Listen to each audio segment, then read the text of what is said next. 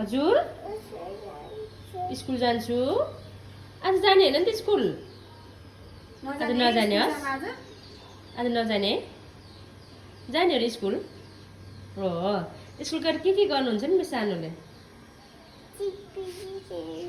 चिप्लिटी मात्रै खेल्नुहुन्छ अनि अरु के गर्नुहुन्छ नि अनि स्विङ पनि खेल्छु भन्नु न हो अनि को गर्नुहुन्छ कि नाइ नो